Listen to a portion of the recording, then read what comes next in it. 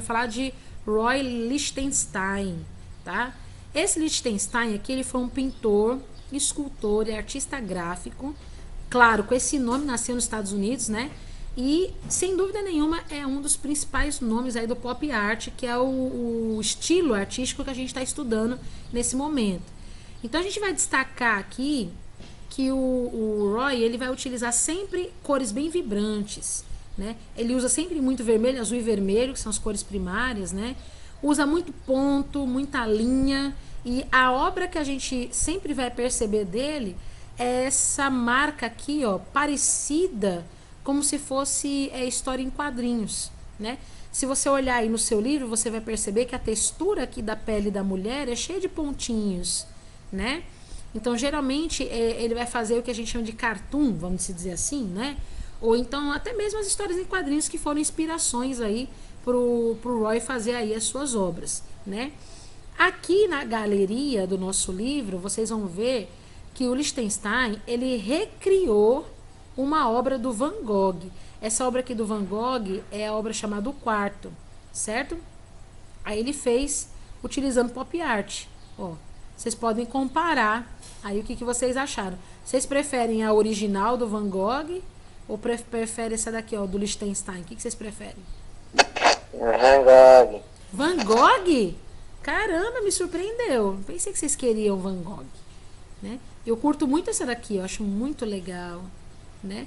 Agora, olha que interessante. Aqui vocês estão percebendo uma cadeira bem moderninha, né? Aquelas cadeiras assim que elas não envergam para trás, né? Porque elas têm aqui uma estrutura, né? Uma funcionalidade. A gente vai mesclar a ideia do Roy Lichtenstein com a ideia do colégio, né? Da escola Bauhaus. Você deve ter se lembrado aí, a gente estudou Bauhaus há um tempo atrás, né? Eu acho que foi até no segundo bimestre que a gente estudou a Bauhaus. E a Bauhaus, ela tá aqui na página 11 de novo, né? A gente sabe que a escola Bauhaus, ela era uma escola que foi fundada aí pelo Walter Gropius. A gente tem aula aqui no canal, né? Eu digo aqui no canal porque vai pro YouTube esse vídeo, né? Então a gente tem aula aqui, se você quiser procurar lá na playlist do 8º ano, tem lá a aula, né, da escola Bauhaus. E a gente sabe que a intenção do Gropius era conciliar a arte com a engenharia. Então, para você trabalhar com a ideia do colégio Bauhaus, né, da escola Bauhaus, a gente utiliza essa palavra aqui, ó, funcionalidade, né? Porque tudo que era criado dentro do colégio Bauhaus, como a gente já viu nas aulas anteriores, tinha que ter aí o quesito de funcionalidade, né? Se não fosse funcional, não teria motivo para ser feita. Então, Bauhaus acaba trazendo muita ideia prática, né? Muito objeto prático, né? Para que os próprios artistas se inspirassem disso, né? Uma vez que os estudantes eram estimulados a usar a imaginação, eles acabavam experimentando ser assim mais ousados, corajosos na finalização de um projeto. E aí o Lichtenstein e vários outros artistas também, como Kandinsky, né, que a gente também já estudou, e a gente vai estudar agora mais para frente o Paul Klee, né? A gente vai perceber que a obra que eles acabam fazendo tem a ver sim com as inspirações que a Bauhaus acaba influenciando, acabou trazendo. Então a gente vai lembrar olhando aqui, ó, na página 12, a gente está vendo aqui, ó, o Colégio Bauhaus. Você deve se lembrar, né, que a gente viu uma aula completa sobre isso. Inclusive estou aqui verificando aqui na pasta do 8º ano, já estou selecionando aqui esse vídeo para mandar para vocês relembrarem, tá bom? Deixa eu só, já achei aqui. Tá bem assim, a primeira escola de artes, né? Foi até uma live ao vivo que a gente fez. Eu tô mandando para vocês aqui agora no grupinho do WhatsApp para vocês recordarem, tá? Depois vocês assistem aí. Então aqui o Colégio Bauhaus, né? Se localiza aí, né, na Alemanha, né? E o propósito do colégio, né, da escola Bauhaus, era fazer uma revolução estética que acabasse fazendo parte do dia a dia das pessoas, né, e que aumentasse também a questão aí do processo de fabricação industrial. Eles queriam utilizar aí a união da arte, do artesanato com a tecnologia. Então, hoje em dia a gente também tem as Bauhaus espalhadas em todo o mundo, até no Brasil tem. Só que não é mais chamado assim, né? A gente chama aí os cursos, né? Os cursos superiores, né? Os cursos de faculdade de design, né? Design de interiores, né? Tem vários designs, vários tipos de design, né? Então, quando a Alemanha foi derrotada na Primeira Guerra Mundial, em 1918, né? A Bauhaus ela acabou sendo fundada. Por quê? O Gropius foi o diretor, né, até 1927. Ele gostava muito dessa ideia, né, de estilo arquitetônico arrojado, né, e ele consumia muitas questões assim dos objetos funcionais. Então ele queria que isso fosse colocado como um contexto na época para que as pessoas pudessem estudar, para que as pessoas pudessem, vamos dizer assim, difundir esse tipo artístico, né, artesanato mesclado aí com a engenharia, a tecnologia. Então, em 1925, a escola Bauhaus ela se mudou de Weimar para a cidade de Dessau, né? Não sei se é Dessau ou se é Dessau que a gente fala, acho que é Dessau. Por quê? Porque na época que estava acontecendo aí os conflitos da Primeira Guerra, a Bauhaus ela acabou sendo fechada, né?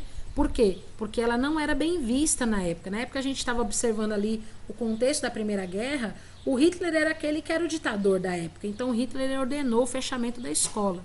Mas aí aconteceu dela se mudar para outra cidade, voltar com as suas funções. E 7 anos depois houve uma mudança, né? Agora para Berlim, né? Berlim é a capital ali, né, da Alemanha, né? E aí ficou essa questão da escola estar sendo desenvolvida ali as suas atividades depois da derrota da Alemanha, já que o Hitler já tinha sido derrotado, né? Além de arquitetura, design, artes plásticas, teatro também era uma coisa que era muito presente na escola. A pintura, a escultura, a coreografia, cenografia, tudo isso era estudado dentro dessa escola. Então passou a ser uma escola de artes em geral, né? Não mais simplesmente uma escola voltada para o design, né?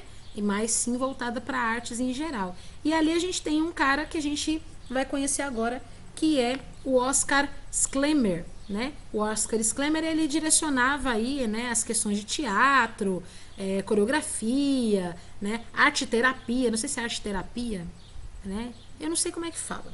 Mas tem uma parte dentro das artes que estuda a maneira como o personagem deve se comportar no palco. Tudo isso eram movimentos, né, da escola Bauhaus.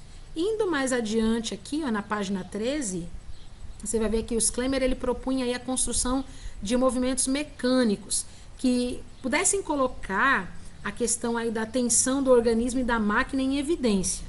Então, por exemplo, quando aconteceu a Revolução Industrial, ficou muito claro que as máquinas tinham que ser cada vez mais produtivas. Então, esse quesito aí de envolvimento da máquina com o organismo humano, né, ficou muito visível.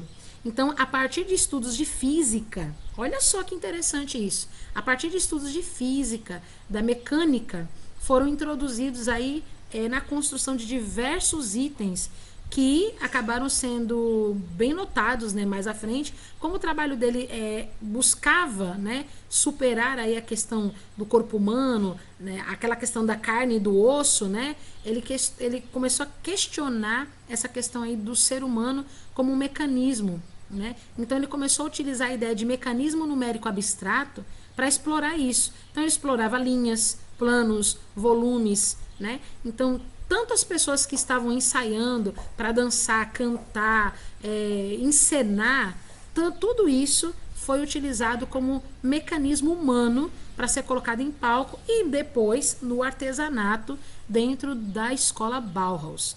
Aqui, ó, que vocês podem ver, isso que eu estou falando para vocês na íntegra. Isso aqui são figurinos, né? Figurinos criados com essa ideia de mecânica, com essa ideia de física, né? Colocado aí em cena, em palco, né? Muito provavelmente aqui você vai tirar aí uma conclusão a respeito de qual é o tema que está sendo encenado aqui. A ideia é que dá de alguma coisa interplanetária, né? A questão assim de espaço sideral, coisas desse sentido, né? Por conta das esferas, por conta das elipses, enfim, a gente pode dizer, né, que a ideia dele era bem arrojada, era bem diferenciada, né? Isso aqui, ó, é um espetáculo de 1926. Mas para que a gente possa ter uma compreensão melhor, né, a gente pode assistir o vídeo que a gente gravou aí há muito tempo atrás, eu não me lembro agora nem que época foi que a gente gravou aquele vídeo. Deixa eu ver a data aqui. Tia, 6 de maio, nossa. Pode falar. tia, Oi. você não vai ficar até 5 horas, é? Não, eu fico com vocês só até agora 3h15. Aí a gente tem um Né? intervalo, a gente tem um intervalo de 3h15 até 3h35. Aí, a partir de 3h35, vocês têm uma nova aula. Quem é a próxima professora depois de mim? Helena. Aqui? Helena. Lena, pronto. Ah, Então, de 3h35 às 5 horas é tia Lena. Tá certo? tá bom. E aí eu só vejo vocês amanhã. Oh, meu Deus do céu. Né? Vamos ver aqui um videozinho. Eu vou procurar aqui no YouTube.